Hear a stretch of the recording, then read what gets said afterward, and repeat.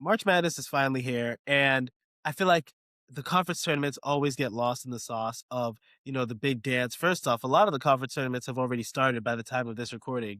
We're recording this on Wednesday. I'm pretty sure Horizon League has started, Summit League has started, and there's a bunch of them that are probably going to be done by Friday or Saturday. All that to say, let's predict every single conference tournament.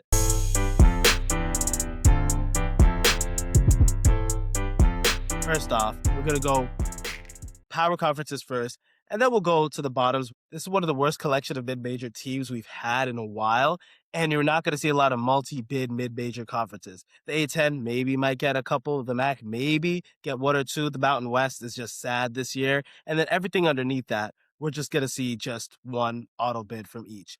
A lot of mega conferences in terms of the power conferences. Even the Big East isn't even that good this year, but let's predict every single conference tournament. Let's start with the Big Ten. Big Ten, obviously Michigan won the league. Fantastic. They were dominant. 17-1 in conference play as of right now. They play Michigan State to finish the season. That's going to be a huge game, but it really doesn't mean anything to their seed in both the conference tournament and probably in the ultimate NCAA tournament. I think they have that number one seed locked up. Number two in the net as of the recording, and they're a true tier one title contender. This is one of the best teams in the country, if not the best. Heck, they're my number one team going into the conference tournament and going into March Madness.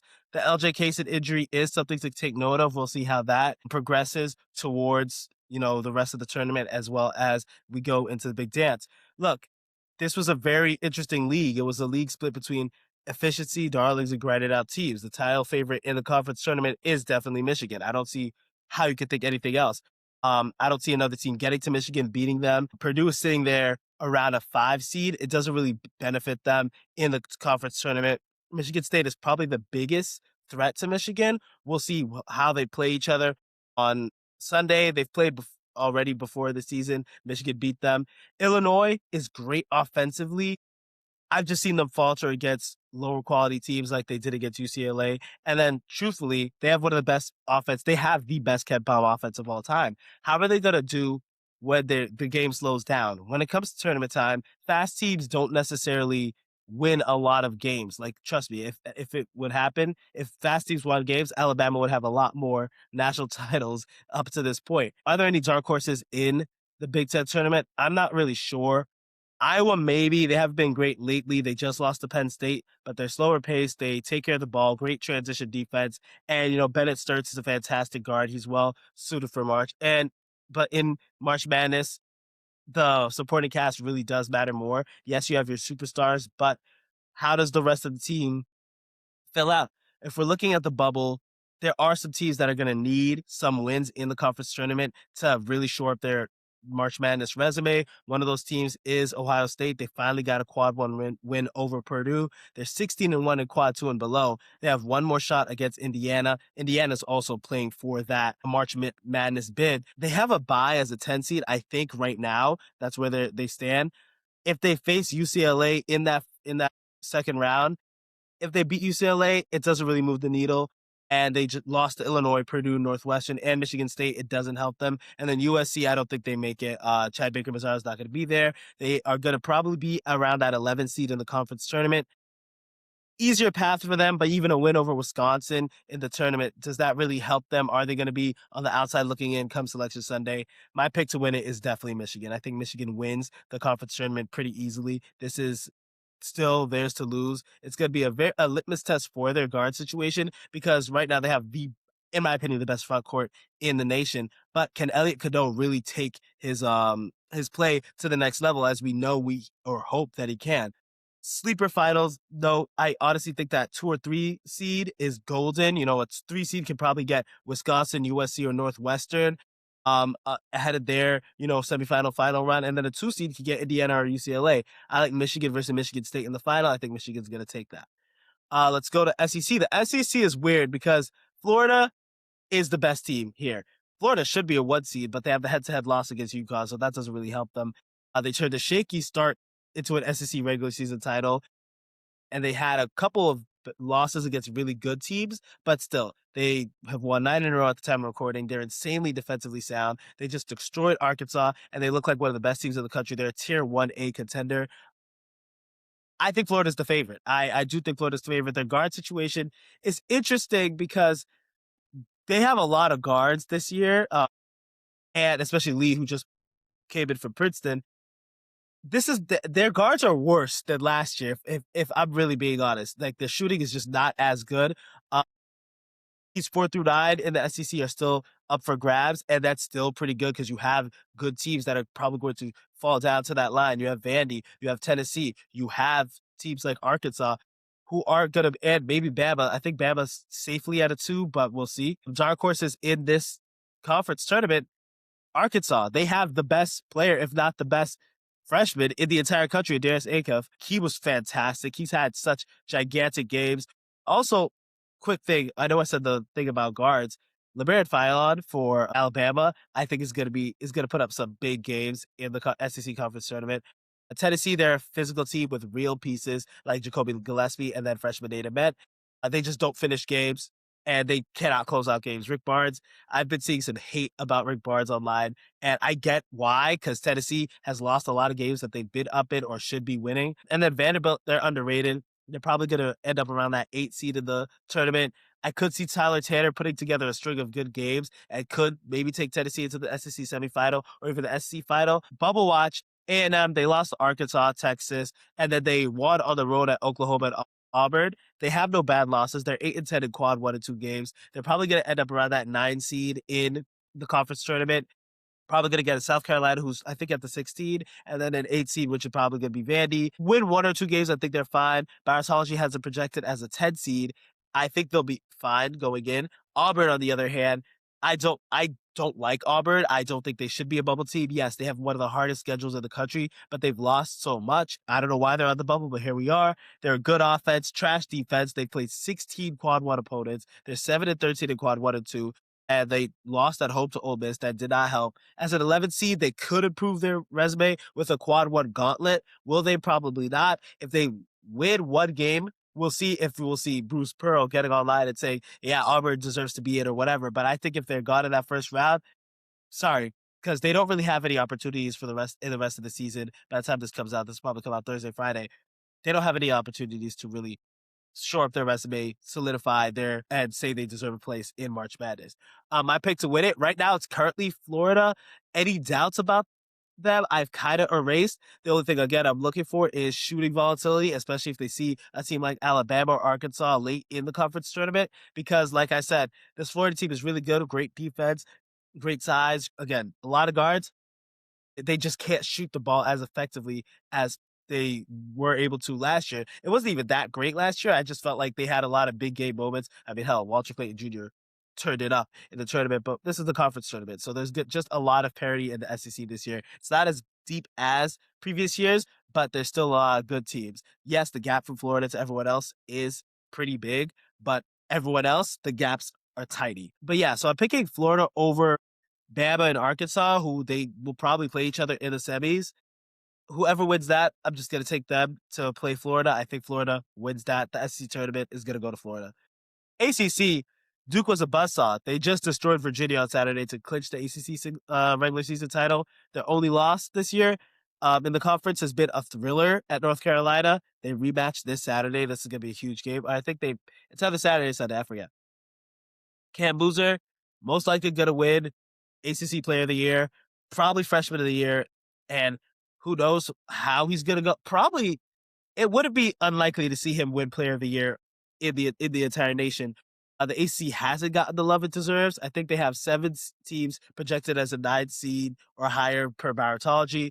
Duke also didn't completely run away with the league, and we'll talk about Virginia, but Duke is the favorite definitely because they've just been one of the best teams in the country. Hell, they had that gigantic win in DC over Michigan. They're a fantastic team. I could still see a top 12 or 13 team in this tourney pulling out a win that they shouldn't get because the ACC is just weird at the bottom, especially when you look at Clemson.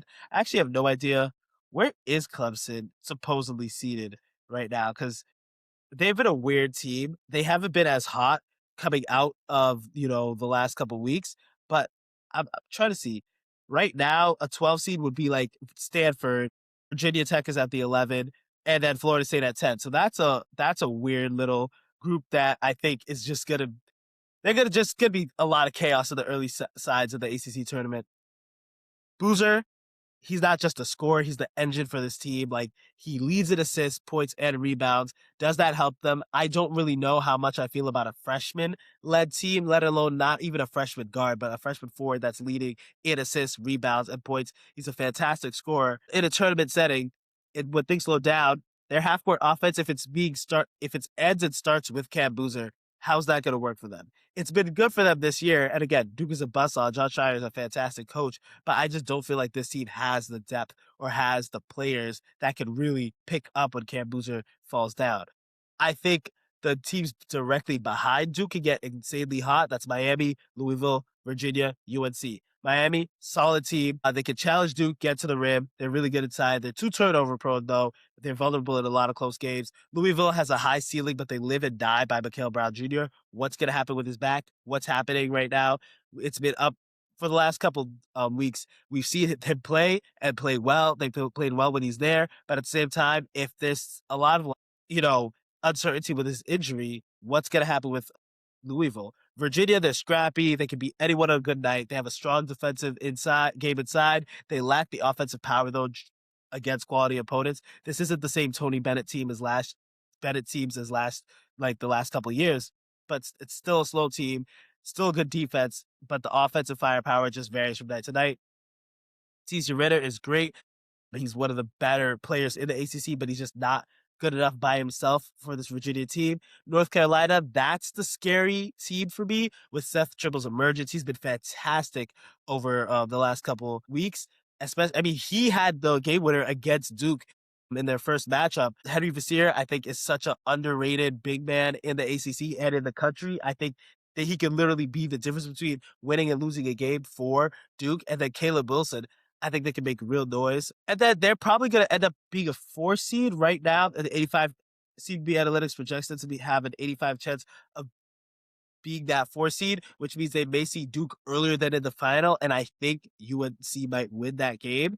So don't quote me on it. Cal is, let's look at the bubble. Cal's a projected 9 seed. They're probably going to get FSU or SMU, and then Duke in the quarterfinals. If they lose early, they're probably not going to be in. Right now, bracketology has it projected as the first 4 out, and then SMU is trying to impress, so beating Cal could knock them out regardless if they get to play Duke or not. SMU is also a team that is somewhat on the bubble. Virginia Tech, they're probably going to be an 11 or 12 seed. I think right now they are an 11 seed. I think they might have that 11 seed. They're probably going to be either 12 or 11.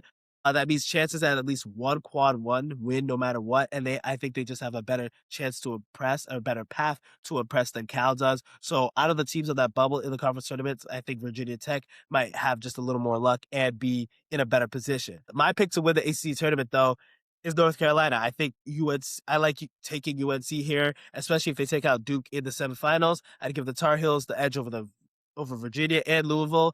And those are my picks to come out of that side of the bracket, Virginia and Louisville. So I think UNC might win the ACC title. That's such a hot take, but that's my first hot take of this video. I think UNC wins the ACC title. So the Big East is weird. I think St. John's right now has the tiebreaker above UConn to win the regular season title. So at the time of this video, and probably when it comes out, it's still not going to be decided. I'm going to say UConn right now is most likely going to win. I just trust them down the stretch. And if who does St. John's play for the rest of the year? St. John's has one last game scheduled, which is against Seton Hall. Seton Hall definitely needs that. But anyway, let's see what happens if UConn wins it. UConn is an interesting team this year. They've had a fantastic season. They have that gigantic win over Florida early in the season, but they also had a terrible loss against Creighton. That loss against Creighton is one of the reasons why they are not projected to be that 1 seed in the ACC, in the Big East tournament, or win the regular season title, because St. John's split their season series against UConn, and then they beat Creighton twice, while UConn only went 1-1 against them. So, but this is still an undisciplined UConn team, not the same type of team we've seen in the past in terms of great guard play, great forward play, but they still move the ball well and they score efficiently. Alex Karaman is that guy for them. I don't know how wide the gap at the top is at the Big East, though, because St. John's may be a little more elite than last year.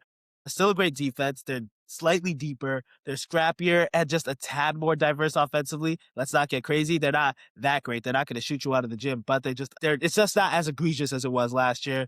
Azubi Ejiofor is just the main guy for them. And then Osiah Sellers and Bryce Hopkins have been fantastic for the Red Storm. And I think Dylan Mitchell is one of the most underrated players in the entire Big East. But in the Big East tournament, I think I'm going to give it to UConn right now just because I trust them more. St. John's, I know, won it last year, but that was a really good defensive St. John's team. But right now, I'm going to give it to UConn. I think they have a good mix of experience plus some fresh faces. Braylon Mullins and Eric Raby is really good. And then Alex Karabot, Band, and Solo Ball are also fantastic on their own. I don't care about the shooting efficiency, but they've been good too as well. But like I said, this tournament is really the tournament is where guards, the conference tournaments are where guards come out to play, and there's not a lot of good guards in the Big East. Like, who is the best guard in the Big East? I'll wait. It's Nigel James Jr. out of Marquette, but Marquette is irrelevant in this conversation. I think Ian Jackson could be huge for St. John's. He's just been too inconsistent. I could also see CJ Gunn having a good tourney for DePaul. DePaul is probably going to end up playing Seton Hall if Seton Hall falls on that forward line, or even Providence. I'm not sure. Truthfully, there isn't a lot of dark horses in the Big East. This is not the best Big East year. It's really top heavy. And then again, in the bubble watch, it's only Seton Hall. They're probably a four seed here. And again, they only get to play what, DePaul or Providence, so that doesn't move the needle for me. And then I think it's probably going to be UConn and St. John's in the final. I don't think there's going to be any sleeper team that makes it to the final. If Seton Hall does do it though, that'd be great. They have a great chance to beat UConn today, or St. John's. I think that game is today. But either way, at you, I think UConn is going to take it over St. John's in the championship game. So let's go to the Big 12. Big 12 is the best conference in in basketball right now. It is the best conference, bar none. Arizona, they've been dominant all year. Their only losses came on the road against Kansas by 4 and at home to Texas Tech by 3. They just destroyed Iowa State almost by 20. So I love the way this Arizona team plays. They don't want to take a three. They're elite on both sides of the ball. They can and will beat you on both sides of the ball, and they're relentless on the glass. They have 7 players that can legit give you double figures, and then Jalen Bradley and Braden Burries are just an elite backcourt. I love the way this Arizona team plays. I think that Arizona's the title favorite because they're the best team out of this crazy Big 12. The metrics love them, and truth be told, this is the type of conference that's going to cannibalize itself before the Big 12 finals. So let's talk about some dark horses. Here's some reasons why Arizona might not win. Because every team in the top 10 of this league can theoretically win from BYU up. The best path for for any team here is to be a 2, 3, 6, or 7 seed, avoiding Arizona or Kansas, who I think I think is the best team in the league. I love Kansas. And then so Houston Tech or UCF are like the biggest dark horses here. I watch UCF take care of business against BYU. I'm kind of scared of UCF, truth be told. But there's no worries about the resume with them. They're most likely going to be in the tournament. They're at 18 according to Maritology. Let's talk about the bubble. TCU and Cincy. TCU had a huge game against Texas Tech, and they beat Texas Tech. A fantastic game, beating Texas Tech on the road. That is probably shooting them up. They're probably in the same boat with Cincy because Cincy has one of the better wins in the nation over Kansas. They're on that 9 seed. I don't see a world where they both get in. They need that 10 to truly give them a shot. I think CCU needs to get into that 10 seed or that 9 seed to give themselves a shot at one more really good win. I'm going to put the person I picked to win it, though, is whoever gets that 3 seed. Not because I don't trust Texas Tech without JT Toppin, because, again, they just lost to TCU at home. But I don't really see them beating a true top team without him. And I know that's kind of biased, but I just don't. So right now, barring disaster, I think the Red Raiders are going to get the 2nd seed. Let me see what they're projected. Yeah, right now, Texas Tech has gone down, so they're probably going to be on that 3rd or 4th line. So does that give them a better chance? Who knows? Like I said, whoever gets that 3 seed, Texas Tech has it right now. And I think Kansas probably is going to finish out with the best chance of getting that number 3 seed. And that's what I'm picking to win it, because Houston could get up there. A 3 or 4 is probably, if it's Houston or Kansas, we'll see. Give me either of them. Houston's now at 2. So I think Houston matches up the best against Arizona, because I know that's not going to become a shootout for either team. I know that Arizona beat Houston, but like I said, this Houston team, I've said it last week, they're not that great of a shooting team, and they don't have the type of guard play that they used to in the past. I would rather them play Arizona than any other team in the Big 12, truth be told. So I'm just going to say my champion is the three championship is going to be the 3 seed versus Arizona. If that's Kansas, I'm going to pick Kansas to win that. And if it is Houston, if Houston plays Arizona before the Big 12 championship, I'll pick Houston in that, but I think I'm going to pick Kansas to win the Big 12. I think it's going to be weird, and we'll get to see more. I probably should have recorded this a little when things were set up a little better, but right now I'm going to pick Kansas to win the Big 12. Let's go to the Mountain West. I think we went through all the power conferences, but this is not the same Mountain West as the past. It just really isn't. So yeah, Utah State is definitely whimpering to end the season. They've lost 3 out of their last 4 games. They just got destroyed on the road against UNLV. They also escaped with a win against Grand Canyon earlier. This is one of the smaller Aggie teams that we've seen in the past. Their backcourt, though, is fantastic. Mason Falsley is elite. MJ Collins, elite. And I'm not going to say it stops there, but it kind of does, save for Drake Allen. I do like Drake Allen. But the only team that could probably challenge them for the Mountain West title is probably New Mexico. They're not that great. The numbers aren't flashy, but they're sound defensively and they're decent from 3. Teams try to shoot against them to no avail. They're very good at taking away the inside game. I hate how freshman led they are, and that has led to some turnover prone games. But they're scrappy as hell. San Diego State, this is one of the deeper teams in the country. They defend so well. They make teams pay for their mistakes. And it just sucks how undisciplined this team is. They turn the ball over a lot, and they send teams to the line at an alarming rate. It's probably a toss-up. Am I wrong to say I think it's going to be San Diego State? I think they have the scrappiness and firepower to win in a tournament-style setting. I'm not sure how the bracket is going to shape up for the Mountain West, but as of right now, I do think that I think that they probably have the best chance to win in a tournament style setting, San Diego State. Right now, they're probably going to end up at the second as the 2nd seed, and that means they avoid a lot of the better competition. So yeah, I'm going to pick San Diego State right now to win the Mountain West Conference Tournament.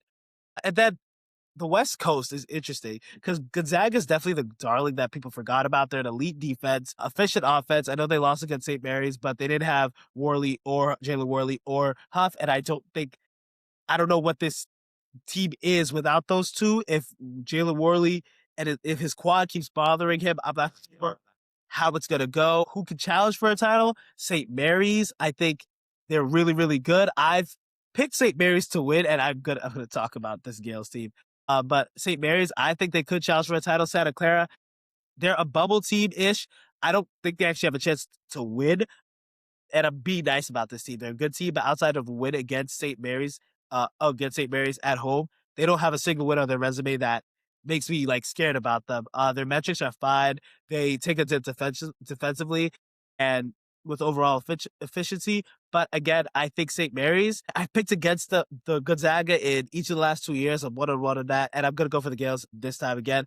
If Gonzaga's not 100% healthy, I don't see them winning this. They're probably going to be an at-large bid no matter what. Again, this is a fantastic team, but still, I have to pick St. Mary's here to win the West Coast. And then American Athletic, the American Conference. The USF, they won this league, but overall, this is one of those conferences that are going to need an auto bid in order to send any team to the dance, unlike previous years. Thank you, realignment.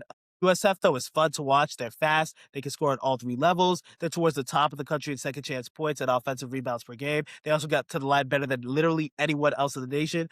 They send teams to the line a lot, but Wes Edis is also one of my favorite players in college basketball. This team may have like one of the best starting 5s in the entire country. They have true scorers. Who else can challenge them for that title? Maybe Wichita State. They have Kenyon Giles, who's been really fun to watch as of late. Their defense is fine, but they can't really make shots. A lot of their offense comes off their misses, really like 20%, which is fine, but they just can't get into shootouts, which is why they have losses to Western Kentucky, Rice, and Charlotte.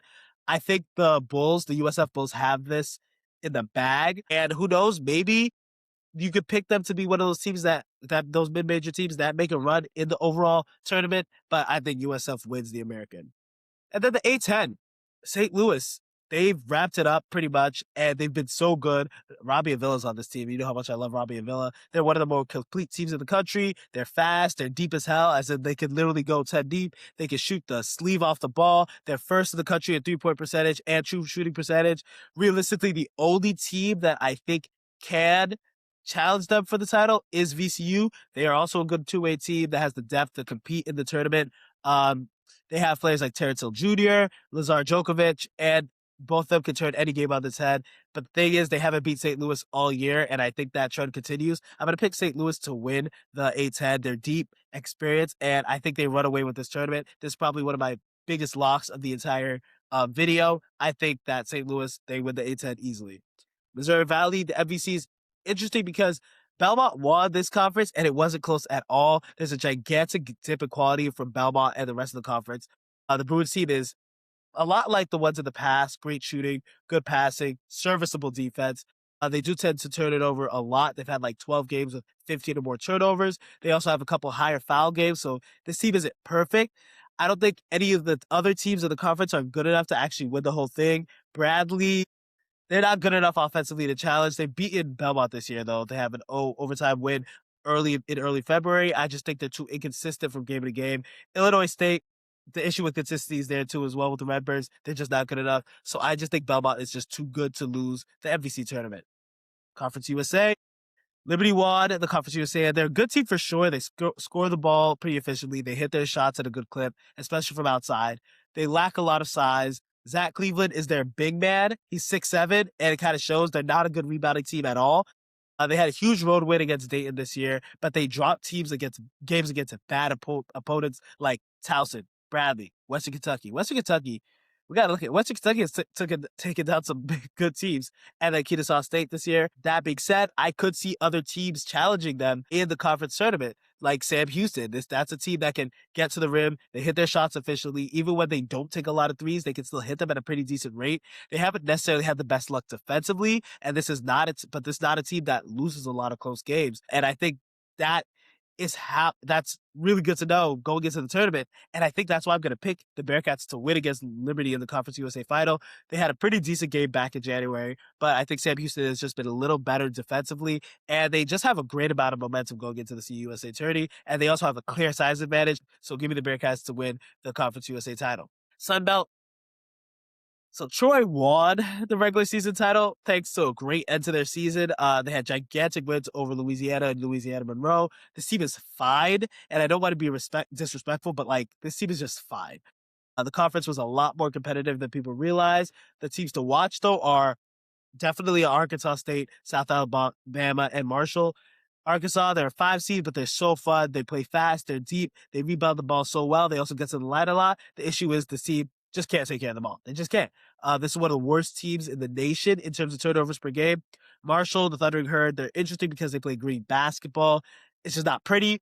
I have no idea what I'm going to see from this team from game to game. The trio of Jalen Spear, Noah Schutte, and Wyatt Franks, they can score, but other than that, it's just a brutal watch. And then South Alabama is interesting because they're one of the most disciplined teams in college basketball, and I think Chase Harris is a gamer. He's one of those players that you do not want to leave open, and he's just one of the best guards. He put up big numbers against quality opponents this year. He was in February. He was 22. 5-4 in February. So he's scary. So that's why I think that South Alabama is a sleeper to win the conference. I think there's too much parity at the top, and the momentum is the key here. They're the 6th seed, and I think they can beat any combination of Arkansas State, Coastal Carolina, and Marshall. And I don't think Troy makes it to the conference title game. Is that crazy to say? I don't think Troy makes it to the conference title game. So give me South Alabama as the Sun Belt champ. Mid-American. The MAC. Miami of Ohio, they've been the talk of the town. They haven't lost a game, and they probably won't until the MAC tourney starts next week. That's foreshadowing, by the way. I think their last game is against Ohio. They're probably going to win that game. They almost lost against Toledo and Eastern Michigan this year, so that's neither here nor there. They've been an elite shooting team. They score it well, and they don't miss often. And defensively, they're just fine. They do crash the defensive glass, and they're a hard team to beat in transition. However, I do not think this is the best team in the MAC. I just don't.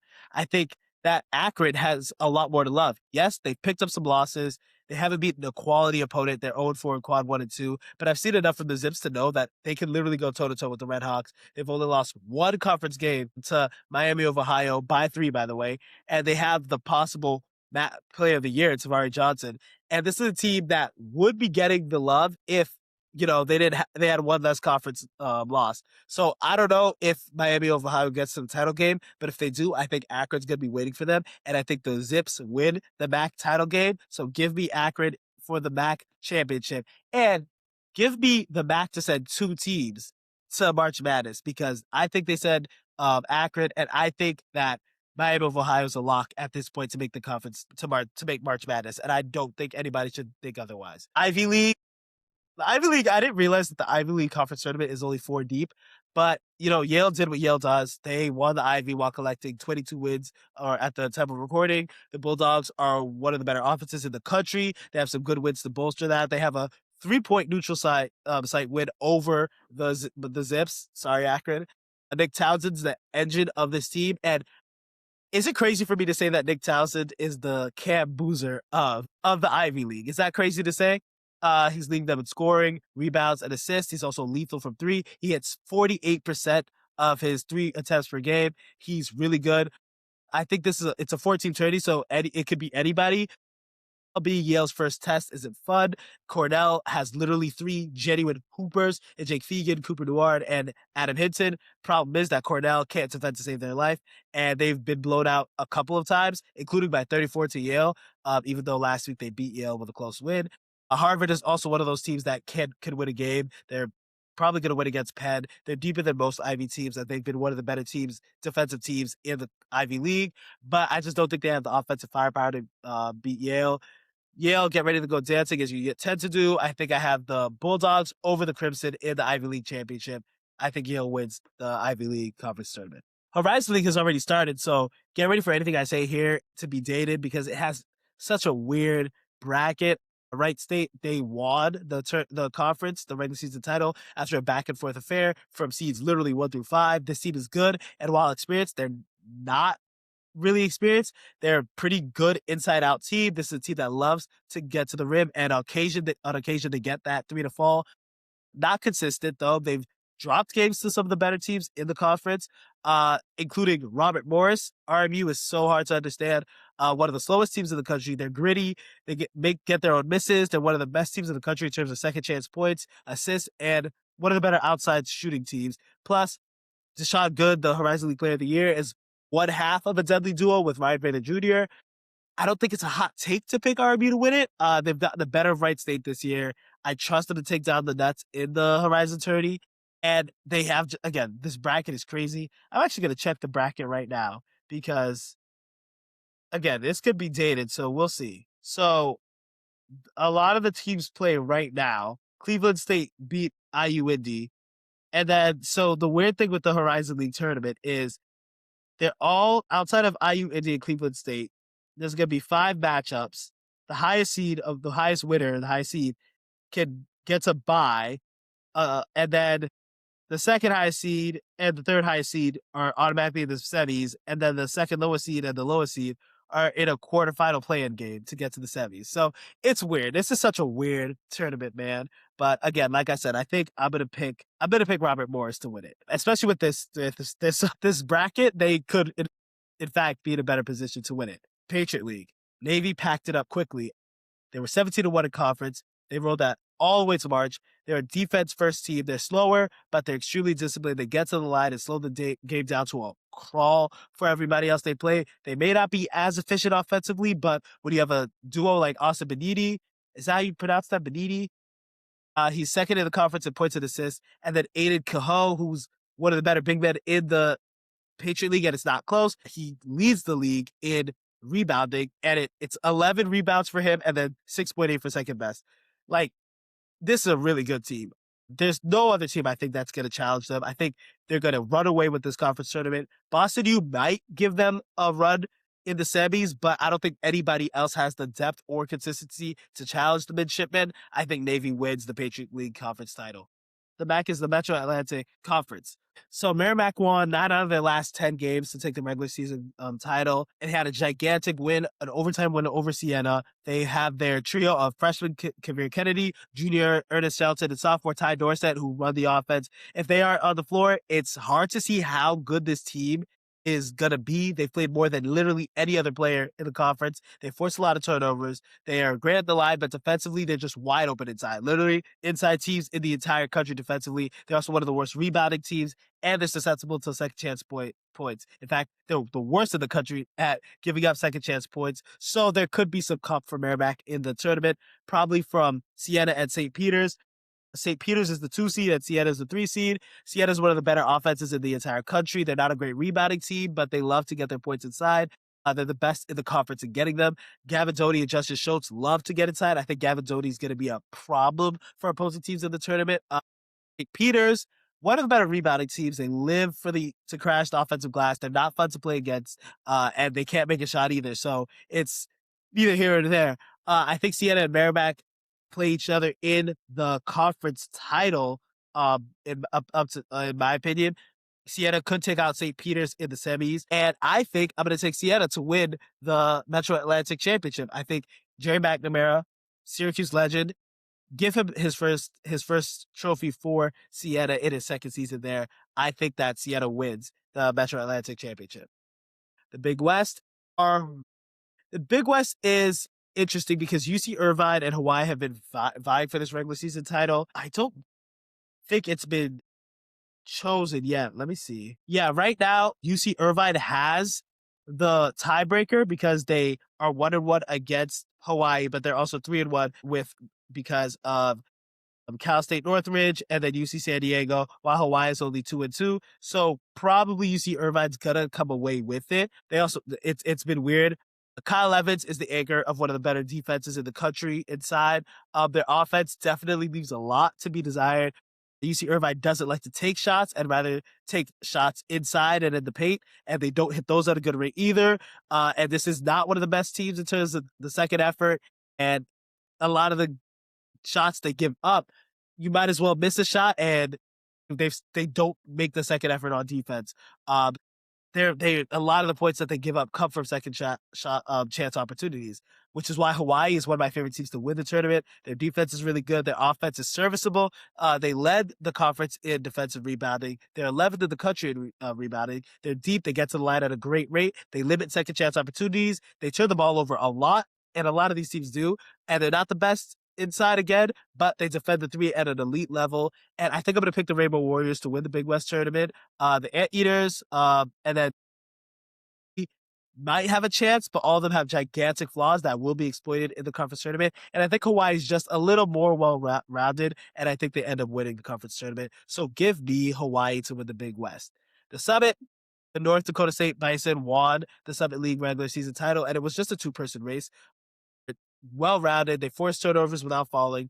They hit the three-point shot efficiently. They're led by a great slew of guards, and it's a deep enough team as well. They have 8 guys who can legit give you double figures on a night-to-night basis, and this was the best defense in the Summit League, and it showed. The only other team that needs to get more love this year is St. Thomas, Minnesota. The Tommies, they're a great offense. They're one of the best true shooting teams in the entire country. They don't turn the ball over. They're decent enough from three, and they get anything they want at the rim. They're top 20 in the nation in all the rim metrics. They have a backcourt of Nick Janowski and Nolan Minisale. They're the best backcourt in the nation that you've never heard of. So I'm going to pick St. Thomas to win the Summit League title. I think that they're just too good offensively, and the gap is not that big between them and North Dakota State. I think they see each other in the finals, and I think St. Thomas comes out on top and goes dancing. The Atlantic Sun. So the regular season champ, Central Arkansas, as much as I like them, they don't do a lot of damage offensively. They love to shoot the three ball. They love it. Even though they don't hit it they're not elite at making threes, they just shoot a lot of them. They're really good at transition. Their guards are great. Player of the year, Cameron Hunter, offensive engine. He's really good. Their charity hopes are probably going to be on his shoulders. Who else could challenge them? Probably Austin PA. They lost out on a regular season title because they lost to Central Arkansas and Bellarmine to end the season. They're still a pretty good team. The team is just their front court because they have Colin Parker and Rashawn Marshall and Tate McCubbin doing most of the heavy lifting for them. Colin Parker is also one of the better players in the entire conference. He had Newcomer of the Year honors for them. He's also had some great performances for them, and he had 29 against Central Arkansas just last week. He's fantastic. I think that they might have enough to win the ASUN tourney. I think I like their player style in a tourney style setting. And I think they'll be able to take a victory against Central Arkansas in the final. Give me the Governors over Central Arkansas in the final. Austin, PA, you're going to March Madness. Southland, gosh, we're doing great here, guys. We're going deep. Anyway, Southland, another very top heavy conference. Stephen F. Austin, they won this conference. They split the season series with second place McNeese. The Lumberjacks are one of the better shooting defenses in the country. Keon Thompson and Lateef Patrick Jr. made up for essentially half of their entire offense. And I would not be surprised to see Keon Thompson win Southland Player of the Year. Let me see. Have they announced that yet? No, they have not announced it yet. I think Keon Thompson is going to win Southland Player of the Year. I really do. But McNeese is still as good as they were last year. And they're one of the more frustrating teams to play against. They force turnovers at an elite level. They'll make you pay. They get a lot of their offense off of transition and off of turnovers. They're number one in the nation in points off turnovers. But that type of play style means they foul a lot and they send teams to the line so much. Their half court offense isn't that great. This team has had a lot more close wins and they can go on runs. And they did that against Stephen F. Austin in January. I think that still think that Stephen F. Austin wins the conference tournament over McNeese in the final. I don't trust McNeese to go out there and get a shot when the game slows down. And if Stephen F. Austin plays conservative, I think they get a win and cut down the nets, and I think they win the Southland Conference Championship. The Northeast is pretty easy. This was LIU's conference, and it really wasn't close. They are the best defense in the Northeast. They were very fun to watch. They force turnovers at a good rate. They get out of transition. They make the most of opponents' mistake. They can't hold on to the ball. Nobody can. They're not very deep. Their performance in the conference does make them a really heavy favorite going into the tournament. Maybe Mercyhurst, maybe Central Connecticut State could make them a little uncomfortable in the tournament, but I doubt it. I think LIU is going to run away. I don't think they'll be challenged in the conference tournament, and I think they win the Northeast pretty easily. The Northeast is not that, there's not a lot of quality there. But where there is quality is the Ohio Valley Conference. Tennessee State came out on top. It was a very competitive OVC. They had the best offense in the league. They got a lot of their work done inside and on the break. Aaron Nkrumah and Travis Harper II were the main scorers of the team. Harper was lethal from outside. He was their best player all year. He averaged 17.4 points, I think on 47% from the field, 40% from three, and 86 from the free throw line. Wow, just Tennessee State, what a great defense that's respectable. They got to the line at a good rate, and they shot the ball well enough to keep it close against better competition in the conference, but they're also a gritty team who plays a lot bigger than they actually are, and a lot of their shots come from inside. I still think Tennessee State beats probably SEMO in the OVC championship game. I think they have the better players that have the best big game potential out of any other contenders in the conference. So I think Tennessee State goes dancing. I think they win the OVC championship. So Big Sky, Portland State won the regular season title, and they tried their best to throw it away. They literally lost 4 out of their last 6 to end the season. They're the best defense, though, in the Big Sky. Vikings, they lived in the paint, nothing else. Terry Miller Jr. and Trayvon Minot, great experience front court. And then Jalen Henderson, fantastic senior guard. Facilitator, averaged 17 points, 6 assists, and 4 rebounds per game. Portland State's really good, but there are other teams that could probably challenge for the Big Sky title. Northern Colorado, the Bears, best offense in the country, really good at shooting the ball, especially inside. Quinn Denker, so good, second in the conference in scoring with 19 points, led the conference in assists, and led in player efficiency rating amongst players who played at least 600 minutes, and is just one of the three-headed dragon. That's literally Zach Block, Bross Wisdom, and him. Montana State, I'm a little less confident in them. The Bobcats, they are still a pretty good defensive team. Jed Miller could pop off in a game or two. I do hate the fact that Portland State and Northern Colorado are going to play each other probably in the semi based on seeding and not the final, but I'll pick whoever comes out of that to win the Big Sky Championship. They've split the series, but I think Portland State does win that game. So yeah, I think Portland State, the Vikings, are probably going to win the Big Sky Championship. The WAC, the Western Athletic, Utah Valley, they got out of a 3-horse race for the title. They love to score inside. Best inside offense in the nation.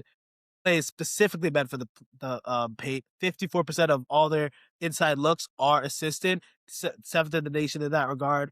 10 steals a game, 17 points, 17.5 points off of turnovers, and they defend the rim very well. One of the better defenses in the country. Very turnover prone though, and they can't shoot from outside, and they're terrible at the line. So outside of Utah Tech, I do think that Cal Baptist could genuinely challenge for a title here in the WAC. They've beaten Utah Valley before this year, even though they got smacked a few weeks ago. They don't shoot the ball fairly well. They can clean up their own misses at an elite rate. Defensively, they're okay, and but they're whether they win or lose lies in the hands of Dominique Daniels Jr. Gives me a bit of faith in the Lancers, but he's one of the better scorers in the WAC, and he's also elite at getting to the line and is not afraid to shoot. If Utah Valley wins this, though, they're going to be one of the lower end champs in March. I don't think the quality of the WAC is good enough for any team to upset them. Again, maybe Cal Baptist, but I'm just going to give this to Utah Tech to win, Utah Valley to win the WAC title. America East. So UMB love the Terriers. Rattled 9 straight wins to capture the title. They did so with a blistering offense. Jim Ferry, former Penn State coach, interim coach for that one random year. He coached a team that's one of the better defensive rebounding teams in the nation. They force you into bad shots and they collect your mistake. Do they do the same for themselves? No, but that's not what we're talking about. This team also never fouls and they don't turn the ball over a lot. Their starting lineup does have size, and they don't have a true number one, but this is still a very deep team. Vermont's also in the mix there. This team is kind of a carbon copy of UMBC, except for the fact that they're much, much slower. TJ Hurley, Gus Yalda, their vicious 1-2 punch. Sean Blake, sophomore guard, also has the team humming. This team can play you close, and I see them knocking on the door of a potential America East title. But I think UMBC might just be slightly more complete. But both times they played, it was a closer split series, and UMBC, they can't correct their mistakes if they make them. And Vermont is better built for the America East tournament. They're slower.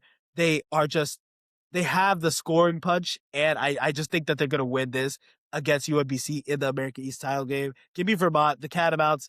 They go dancing yet again. Stay with me, guys. We're almost there. Big South preview. Look, High Point, everyone's darling yet again in March Madness. They forced the best steals I think they have the highest steal rate in the country. They'll score no matter what. They follow your mistakes. They're a really good shooting team, especially since they're so good at transition. Their half-court offense is fine, and this was a team that only lost once in the conference and secured the title, rightfully so. Who did they lose to, though? Winthrop. They're just fun to watch because of Logan Duncombe. He's the Big South Player of the Year. He averaged 21 and 10 in conference play, and he isn't even the only offensive threat to worry about. They have senior guard Cody Clawett, who is lethal from three. He hit 42% of his 6 attempts per game. And then Kareem Rozier is a dynamic guard who has put up very big numbers in multiple games, especially big competition before. So who do I go with in the Big South title game or Big South title? I think I'm going to go with Winthrop. I think they have the experience and the scoring power to take down High Point because, again, this is a 2-team conference, and Winthrop had looked like the better team in all the games that they played. Even when they played last time, High Point surrendered a double-digit lead and then only ended up winning by 2. So give me Winthrop to go dancing. I think the Eagles go on to March. Coastal Athletics, CAA. Look, this is one of the most competitive CAAs we've seen in a minute. UNC Wilmington came out on top after winning 7 of their last 8 games. Great rebounding team, great size, and is good at getting second chance points. Sucks that they're a non-factor in the paint, and they just don't take enough threes to counteract that. Who's going to challenge for them? Look, College of Charleston. They're a well-rounded team. They can beat anybody, but they lose control of games very quickly. They've split games amongst the best teams in the conference, and the games that they've lost, they never had control in. They have Jalen Cowder, who's put up great games against good comp, and then Christian Reeves has really come on strong in 2026 to be one of the better big men in the entire conference. I don't know how consistent they'll be, though. Hofstra, this is the best 3-point shooting team in the conference, but this is the Cruz Davis and Preston Edmeade show. Davis leads the conference in minutes. He basically never comes off the floor. He leads them in points too as well, 20.3 per game, and then he also leads the team in assists. He's put up 30 on multiple nights, but he has had off days. But on those off days, freshman guard Preston Edmeade has been able to pick up the slack. I think UNC might have enough to break through. They have enough size to counteract some of the smaller teams in the conference. I think they'll run into Charleston in the CAA final, and I think they win. I'm going to go see these games. They're all in my backyard in D.C., so I can't wait to see some Coastal Athletic basketball, guys. And then MEAC. This is Howard's conference to lose. This is a team that has won convincingly, and they have pretty much never lost at Bird Gymnasium. They also took Yale to OT, so this is a quality team. Cedric Taylor and Bryce Harris have just been a fantastic duo. They each put up 17 a game, a block, and a steal per game. There's not a lot of overall quality in the MEAC because legitimately, from Howard and down, it's just bad. So if they get any slip up in the tournament, it would be a crazy upset. So as much as I could say Morgan State, Norfolk State, or NC Central maybe competitive in the tournament, I don't see putting up a true challenge against Howard. There's no great individual talent like that could win. Maybe Gage Lattimore, who plays for NC Central, or Anthony McComb for Norfolk State, but no team is well-rounded enough to actually win the conference. And then the Southern Conference, SoCon. Look, ETSU, East Tennessee State, they won this conference by not only being the best defense in the SoCon, but one of the most efficient teams. They're a truly deep team with seven figures who can contribute on a nightly basis. Each of their top three scorers are true three-level scorers, but Brian Taylor is the main guy. He's been so good, and the nights that he's on, he is unstoppable. Who could challenge them for a title in the SoCon tourney? Maybe Mercer. They're faster. They can go toe-to-toe with the best teams in the conference. They literally just beat Eastern Tennessee State. They've lost against some of the lower teams in the conference, and they have an abysmal defense, though, so I'm not sure how good they'll be in the conference tournament. Furman might actually have the ability to go on a run in the SoCon tourney, as they have one of the better defenses in the conference, and they just turn over the ball a lot, though. So they're not great they're not that great offensively, so I don't really think that Furman's going to really put up a fight against Eastern Tennessee State. However, Furman's a 6 seed, so I do think they're going to get to the SoCon final, but I think ETSU just has the quality not to crumble in big games, and their next man up mentality just serves them well. So I think I'm going to pick ETSU to head to March. They win the SoCon final. And then finally, guys, the SWAC. Bethune-Cookman, they won the conference, but it's literally just a mess from second place all the way to 10. Like, there are multiple tiebreakers in effect for this conference right now. The Wildcats, one of the better transition teams in the entire country, and that's the best I can say. This is a team that can go on scoring runs. They have a lot of their conference wins attributed to the runs that they've gone on. They have size, experience, balanced scoring. They have Central Michigan transfer Jacoby Hetty leading the way. He's probably going to win the SWAC Player of the Year. I don't think that any of the teams can truly challenge BCU. Their 3 conference losses have literally come by a total of 11 points, and you need to catch them on a bad night, which none of these teams can actually give them. So I think I see BCU winning the conference pretty easily. I think a team like Alabama A&M might make it to the SWAC final, and I think BCU comes out on top. That was every single conference tournament. My predictions, what's going to happen. I cannot wait for all these tournaments to get started. Some of them have already started. I'm literally going to go watch some of the Horizon League as soon as I finish editing this. Thank you, guys. Follow Sixer Sports on all platforms that you can find.